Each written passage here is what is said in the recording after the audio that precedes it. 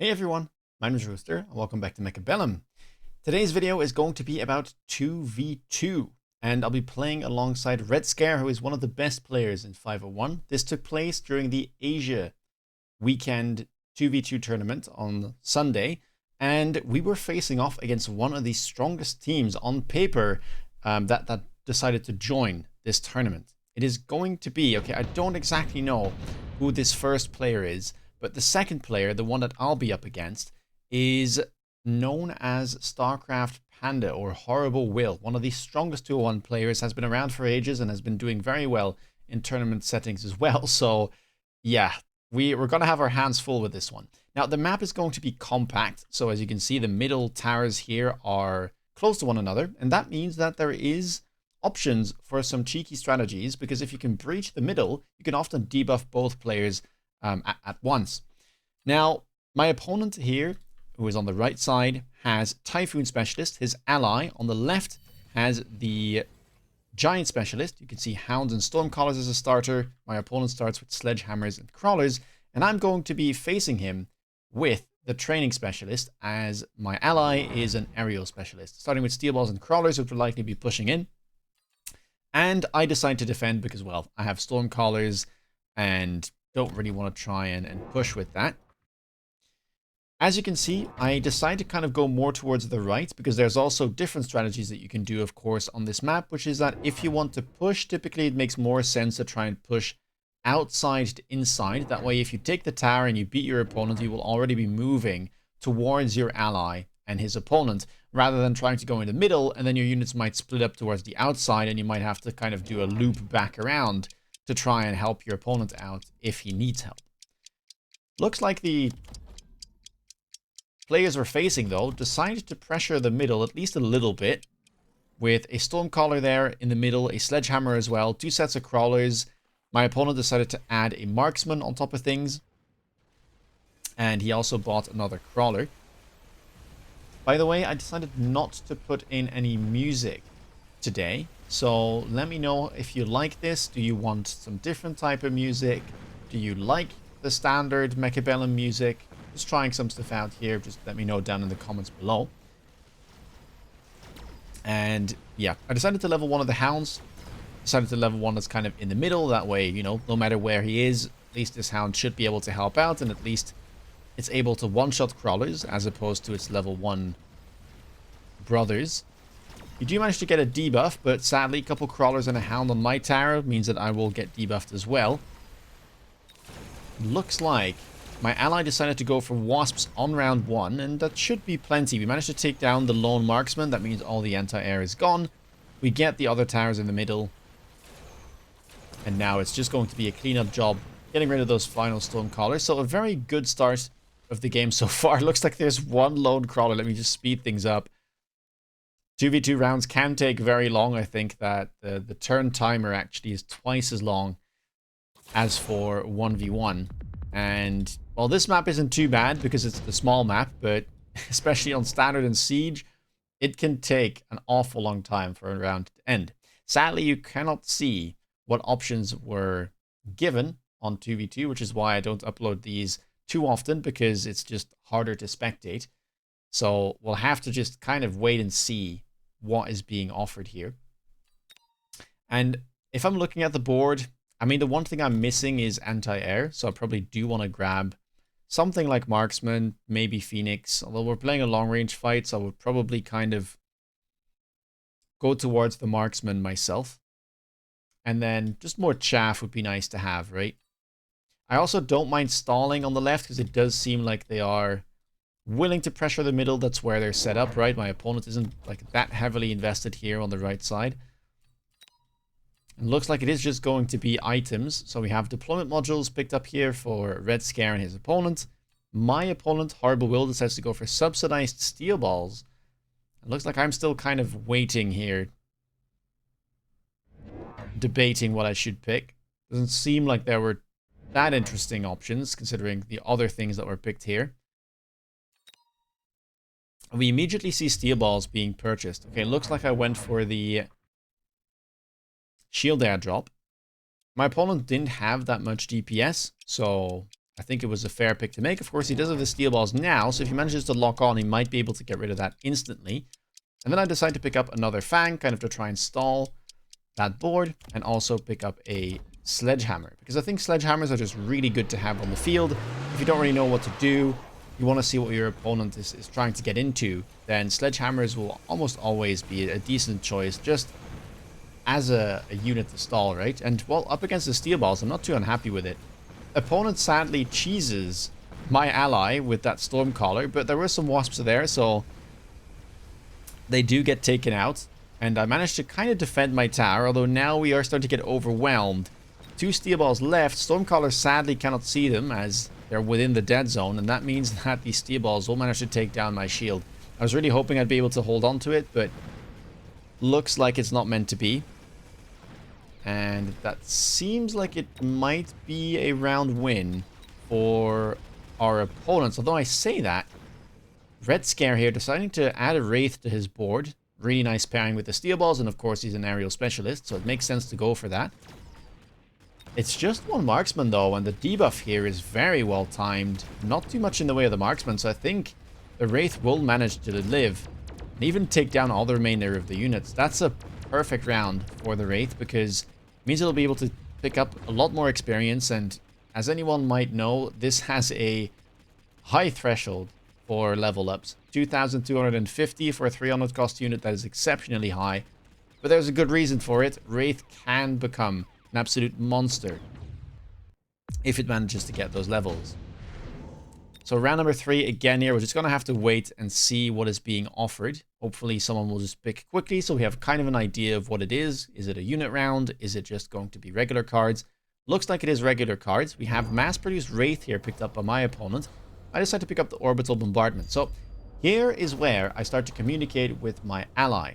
I was streaming at the time, but we were also communicating in chat. And I was saying, okay, if you want to pick up the Orbital as well, I think it's a good idea if one of us holds on to it and we can kind of stagger them. So we can use one this round and then one the next, because it seems like the opponents are really stacking the middle quite heavily. So this would be the best spot to use it, but we don't want to double stack, of course. And so that's exactly what happens. You can see Red Scare picked it up as well. I decided to use it first, and then he holds on to it for the next round. Looks like my ally's opponent also picked up the Orbital, decides to use it on my side of the board. Makes sense, because these units are a lot harder to hit. For Red Scare, they're also quite fast. Oh, never mind. He's thought about it again. And is it going to go left? Is it going to go right? Little undecided there. I decided to pick up more chaff, and I kind of need some anti-air here. But it looks like I just went for a Fang and a Sledgehammer. And as we can see, this is starting to get quite serious here. Lots of steel balls in the middle, double Wraith pickup from my opponent, and a Bolt got added to it by our other opponent. So they're really trying to work together here to kind of create this death ball of steel balls on the ground, Wraith the chaff gear in the air, and then the Overlord to kind of top it all off and add some DPS to everything. Sledgehammers, Hounds, and Fangs here are going to do a decent job of stalling, but sadly one steel ball manages to get through, take down my ally's tower. We're still holding on, but of course I don't have any specialized anti-air, so yeah, not ideal here. Orbital not going to do too much. Let's see how things are going on that left side. Still going in, but I don't think we'll have enough to take down those Wraith and that Overlord, so we can probably speed things up a little bit. And here already I'm starting to communicate with my ally again, like, hey, okay, they're working together, they're trying to really pressure this mid tower. We're gonna have to use our unlocks and our purchases wisely here to kind of come together and mount a defense against this. And, well, considering my ally is an aerial specialist, we felt like we really needed an Overlord as well. It just made the most sense considering the steel balls, the Wraith, and the opponent's Overlord. And then I was thinking, well, I should probably just get a Wraith myself, because my opponent has mass-produced Wraith. I could see this. And honestly, Wraith is just like one of the better chaff gear units that I could purchase. If, well, I desire to do so, I could even get them at level 2, I believe. And yeah, round 4, we do get some unit reinforcements. So I might even be able to pick something up, sell it, and then reinvest that money into potentially level 2 Wraith. So not only will they be level 2, but they'll also be just tankier than regular Wraith because of that card that was picked up. Looks like my opponent goes for the Farseer, his ally for the Fire Badgers. We do see those being positioned here in the back and then one in the front. So he's kind of trying to stall the right side and play in this kind of staircase version. This is very common in 1v1 as well. Whenever someone tries to aggro, to try and kind of defend in this sort of way where you like lure in the opponent's forces and at the same time kind of, yeah, stall time and take down some of their stuff as you try to push in on the other side. My ally decided to pick up some Phantom Rays from the drop. Also, of course, purchased that Overlord. And he decides to go for the Sticky Oil Bomb to try and slow down all of these units.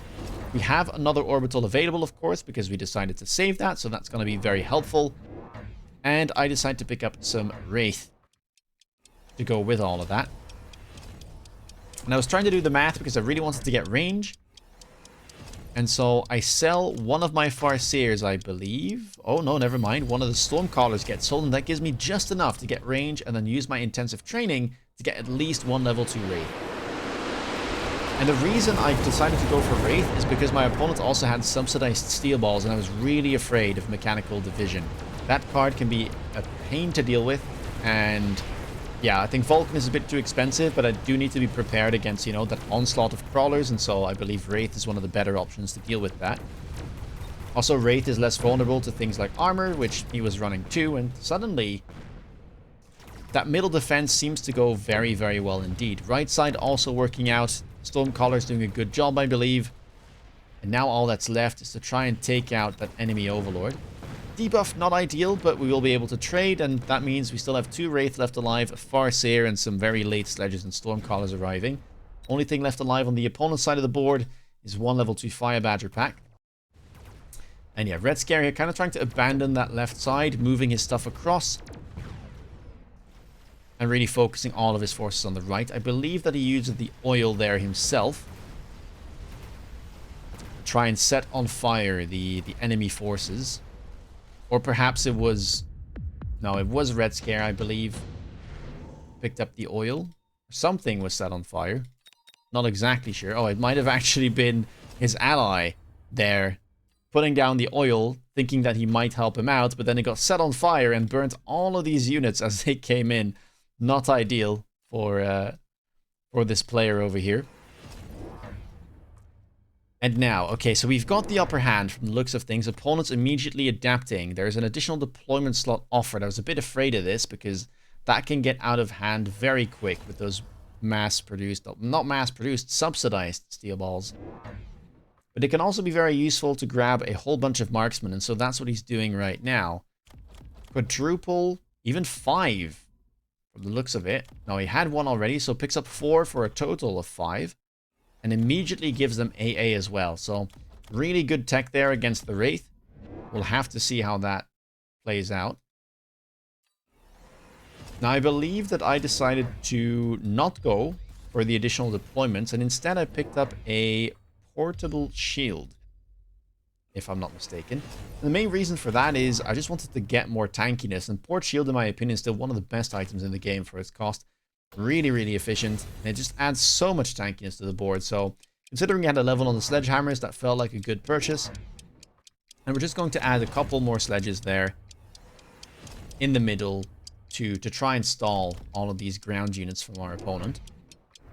Right side, there's still this Farseer. I probably should be selling that. We'll have to see how it goes. Yeah, it doesn't end up doing too well. Marksman instantly locks onto it. We also add a Wraith on the right side to try and chaff clear the units because we don't want to get debuffed ourselves. And now it's really going to come down to how this mid-fight plays out. Of course, there's Red Scare and myself working together. I'm providing the chaff clear with those Wraith, and he's providing the damage with those Overlords. In the meantime, though, that left side looking mighty scary. I think Horrible Will is definitely investing more here in the middle than his ally, and his ally instead is pushing in hard on the left side. It's making it hard for Red Scare to deal with it, because of course he has to split his resources, and right now we're focusing on the middle for the most part. Not a great debuff there. That's really not going to help out too much. Mustang's distracting that level 2 Overlord. looks like we might end up losing here after all. Crawler's just taking over completely, and yeah, the main problem seems to be that we need to somehow find some space so that Red Scare can try and deal with this side. I guess ideally he would just burn the chaff. If he can burn the small units, then I think everything's fine. Overlord there mostly got distracted because, you know, there were crawlers in the way, there were mustangs in the way, but if those get cleared up, then it should be no problem. Round number 6. We'll have to see what that is. Could be unit drops.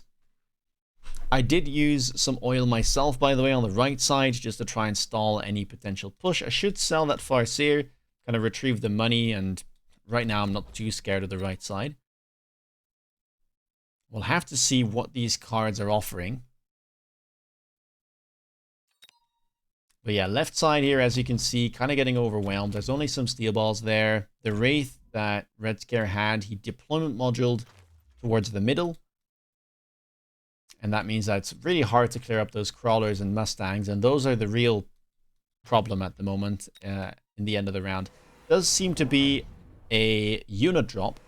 And I decided to pick up the Vulcan, because the Vulcan just seemed good into this board of like a lot of mid-sized units, right? Lots and lots of steel balls and then some crawlers as well.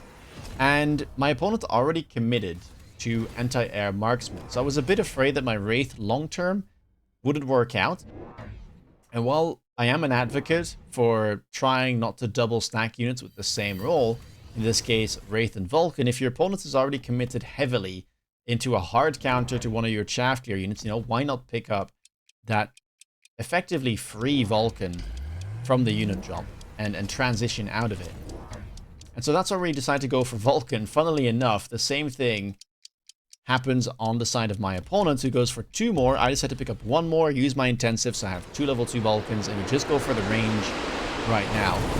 Didn't feel like I needed the Scorch just yet. These are only level 1 steel balls, and it was very unlikely that he would click something like armor or whatever unprompted. And yeah, we also get to make use of that oil that we put down last round, so marksmen will burn, sledgehammers will burn. And as you can see, Wraith really is struggling, so I'm quite happy that I went for the Vulcan, because that way at least I have some chaff clear that can survive until, you know, the late round, not just the early and the mid round.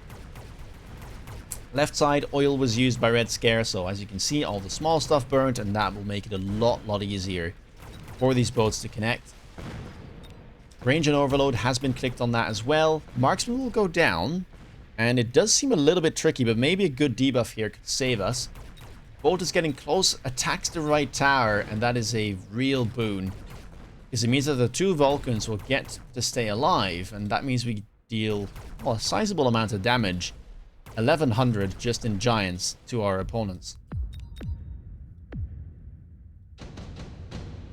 Alright, round number 7. And at this point I'm feeling pretty confident. And I'm thinking, okay, like what do we want to add? Because my Vulcans did win, just, you know, purely because they were higher level than the opponent's Vulcans, but I am lacking some DPS right now. I sold my Stormcallers, and I'm thinking, well, with the efficient giant manufacturing being offered, let's just pick that up and go for Melters. Because Vulcan Melter is a very solid comp, and right now the only thing I can see that could really beat us is something so tanky that the Vulcan gets stuck on it and can't kill it. So, double Melter it is, 1 on the left, 1 on the right, with the range tech picked up. We are loaning, we have the temp range clicked, and we're slowly starting to sell out of our Wraith. I just didn't really see a reason to keep them. Vulcan, especially with levels, should be good enough by itself. The chaff clear, and well, we managed to get a tech out of those carry marksmen out of our opponent, so I think that is just worth it, as we've been able to make a transition and it hasn't really seemed to hurt our tempo whatsoever. We see a whole bunch of worms come out as well here on the other side of the board. Lots and lots of carry boats too. Mechanical division worms, very powerful. Can be hard to deal with, but look at this. Level 3 Overlord with the portable shield. That is an absolute unit. And Wraith gets positioned here all the way on the left of the boat as well. Again, just trying to clear up as much as possible. And my opponent decides to go for a level 2 mountain, no techs. Yeah, really trying to punish that lack of DPS that I had the previous round, but luckily I identified correctly that that was what I was missing, and hopefully we'll be able to lock on. Right now my Vulcan, though, shooting straight at that mountain as late steel balls are arriving. It would be helpful if one of the melters could turn and deal with that. It's going to clear the steel balls at least, so that's not too bad. Here we go, melter locked on to the Vulcan. The mountain slowly creeping closer to the Vulcan, and its damage is really high, so level 2 Vulcan, it's taken out immediately. Melter is locked on, but will go down. Luckily, both of them had found that target, and looks like we should be just fine. Couple of units arriving from the left side, but with 2 boats left alive, okay, one will probably fall. We should be completely fine. This is a level 3 Overlord. It is also spawning wasps right now.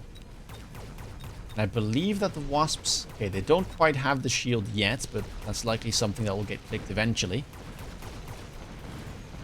Debuff does come through, but wasps might be able to stall long enough.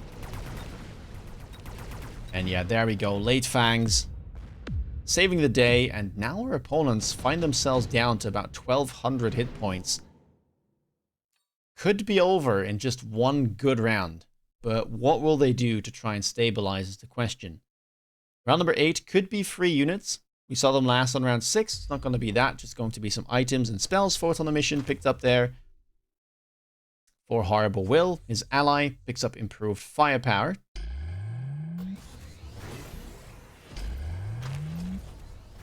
Improved firepower picked up for myself as well. Didn't really feel like I needed anything else, and I think improved firepower is almost always worth picking up if you don't want anything else. Just such a cheap item, and the amount of damage and attack that it gives is really good for how little the item costs. Of course, the bonus is additive, so it's not like as good when you've already clicked Scorch, but you know, going from 100% to 170%, I would say is still pretty good for those Vulcans, and that's where I would expect the item to go. Another Melter gets picked up here in the middle with a Vulcan buddy alongside it. We are again slowly selling out of the Wraith. Temp range has been clicked. We do keep loaning. And now, yeah, Shielded Wasp coming out here for Red Scare. Oil being used. But looks like we've shielded part of it. I don't have that much chaff, to be fair. Mostly just some late fangs, but that's about it. And now we see range on the marksman as that mountain has simply been sold. Opponent realizing that, yeah, maybe the titans aren't ideal into those existing melters, and we'll just try and make do with the marksman. If you have a look at the tech bar, it doesn't really run the ultra carry text with elite, but he does still have double shot available. Also, Orbital now back off cooldown. We'll have another one next round, so spell-wise, I think that we're in a very good spot.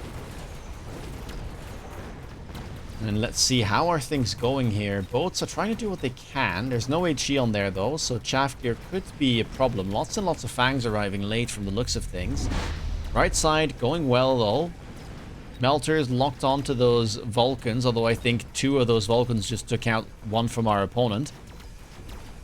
Melters, at least decently tanky. Kind of important to take those levels whenever you're up against marksmen, because you get outranged pretty heavily, even without elite marksman being in play. But you can sometimes make up with just the tankiness of a melter, so that you can kind of make some ground and get closer. Although, not looking too good here. Actually, a bit of a stabilization from our opponents. Lots and lots of boats remaining alive, and suddenly we find ourselves down to 3,000 hit points. As the boats on the left side of the board are just taking over completely. Round number 9. What's it going to be? Looked like the Wasp there were kind of problematic. Maybe Mustangs on this side could be useful. HE, of course, would be great, but it's not available on the boats right now. Not sure there's that much I can do myself. I mean, I guess I could pick up some Mustangs. I was a little bit worried about potential Wasp play here from my opponent, but apart from that, I don't think there's that much for me to do. The chaff gear looks good, the Vulcans are doing fine. The Melters, I mean, I don't think I need more of them, so at this stage it's probably just going to be about yeah, either buying some wasps myself to try and distract those marksmen, or yeah, buying some mustangs with range to try and deal with the potential wasp commit from my opponent. And again, this wouldn't have been that much of a problem if I still kept the Wraith, but you can see that I'm selling out of them, so I do need to be prepared against any type of cheese. Orbital, of course, is back, so that will be put to use. Oil as well. I believe that this was my oil coming back of cooldown, so I coordinated with my ally to say, hey, is this a good spot to put it? He said, yep, that's all good. At least I can kind of help him out here, as the Fire Badgers should set that on fire, and then hopefully a lot of the chaff just burns, and he just has to deal with the flyers. Right side, a little bit of a flank coming in. I do go for triple Mustang. Elite recruited with range. Not going to do too much here, just delay my units a tiny bit, but I don't think that's that big of a deal. Vulcans starting to get really tanky now, level 3. I think I picked up an amplifying core there. And yeah, we're looking at what, 175,000 hit points. Even for that level 3 marksman who now has double shot, it'll take a while to get through. And you can even see it just burn that enemy Vulcan at a pretty incredible rate. How are things looking on the left side, though? Melter's gonna try and do what they can. Some boats are getting locked on, but just those late fangs are being such an annoyance. Middle is collapsing. As we speed things up, the marksmen are taking over, just outranging my Melter. And that's not looking too good. Okay, not too much left alive, luckily. And do I manage to take down the Overlord? I do. So we lose, but it's not by a massive margin. However, the one problem is that was the turn where we had both Orbital and the oil off cooldown. We don't have access to those spells this time, and yet we still lost. So not a great sign. Of course, we didn't go for like an ultra powerful play, but I didn't really know what else to add to this board, if I was being honest. Maybe I could have gone for my own mountain with the mountain plating. That could have been an idea. Damage on the opponent's side is there, but still would be pretty tough to get through everything. Although I say that, look at these guys. Level 4 marksman, level 5 marksman with an amplifying core even. 22,000 damage per shot, and I mean, you can double that because of the double shot. And looks like we had another unit drop. I believe a Saber was picked up here for Harbor Will. He sold it. I decided to go for the triple Void Eye and click Electromagnetic Armor just to be annoying. Because if that gets locked on by the Vulcans, they lose their tech. Same thing with the marksmen. That tiny bit of EMP might just make the difference. And now I decide to go into Wasp myself. I do shield them, which I guess wasn't really that necessary. Because my opponents already had double shots. And yeah, that doesn't really do anything against Wasp. But still, I guess the extra hit points could be helpful against a potential missile or like some spot damage from the fangs. We also go for EMP on the Melters, because you never know. It might break some shields, it might hit some marksmen. Just a good thing to pick overall. I decided to not double shield, because there were no spells, so better to just invest into my board here. You miss on that flank. And looks like we do still have an oil back of cooldown. I think that is Red Scare's own oil. And he also went for some range AA Mustangs. Now let's see. Oh, the game is starting to slow down a little bit here. Lots and lots of stuff on the board. Lots of ground effects too. My opponent deciding to go for the incendiary bomb on the Vulcan. So my entire board gets lit on fire. Although you can see here, EMP Void Eye is doing a pretty good job of EMPing those Vulcans. And even EMPing some of the marksmen, which means that they'll walk forward ever so slightly. Maybe that'll make a difference for the Melters. Left side, though, not looking too good. Lots and lots of worms going in. Getting the tower. And now we're dealing with, what, 1, 2, 3 boats? Maybe this one can go down. Okay, will fall. Couple of marksmen left on the right side. And one, it looked like we were doing fine. We're gonna take a ton of damage, and we only have 83 hit points left. Okay, luckily we're still in this, but yeah, we've really been struggling as of late. Those worms seem to be a massive problem right now on the left side. And on the right side, it just seems like we can't get near enough to those marksmen.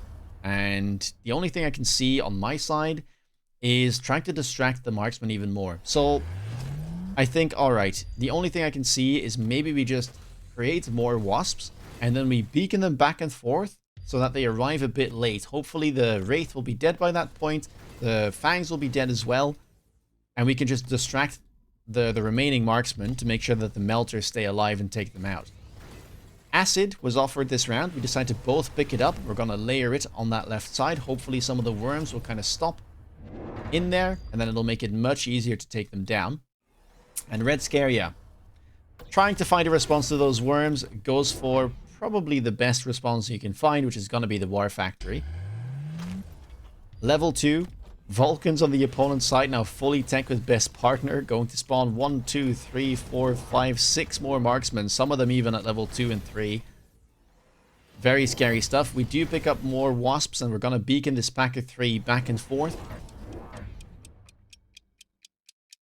I also decided to pick up some hounds, I believe. One more, and I had some existing hounds from my starter pack, actually, with the fire extinguisher. Not sure how important it is here, but I just felt like clicking it since it was a very cheap deck. And I mean, we'll just have to see how this goes.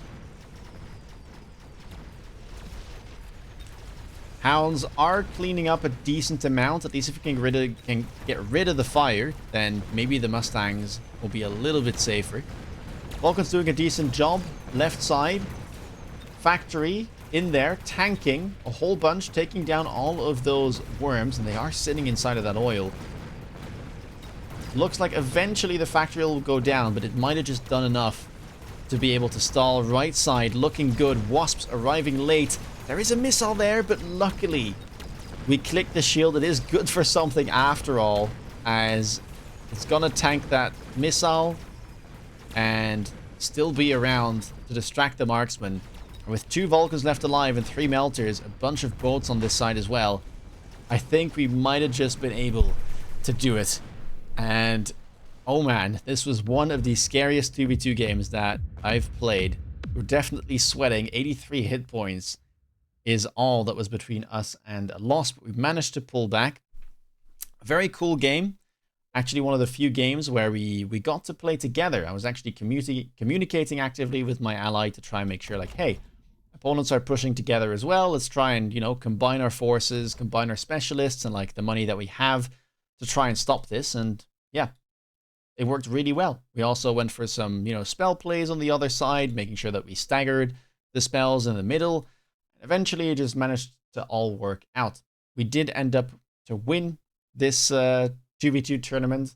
I'm not going to feature all of the games. This was the semifinals. The finals was actually a much faster game. But yeah, we managed to take the badge, which you can see up here. And yeah, that was all. If you like this, please leave a thumbs up. Let me know down below what you think of, first of all, having no music. And second of all, a 2v2 game like this. Do you like it? Do you not like it? It obviously has, you know, some difficulties. It's harder to kind of track what's going on everywhere, and you can't see the cards in between, but it can be a very fun mode, and I do enjoy playing it every now and then. Anyway, if you want to stay up to date with latest content, please consider subscribing, and if you want to see me play live, check me out on Twitch. With that being said, take care guys, and see you in the next video. Bye bye.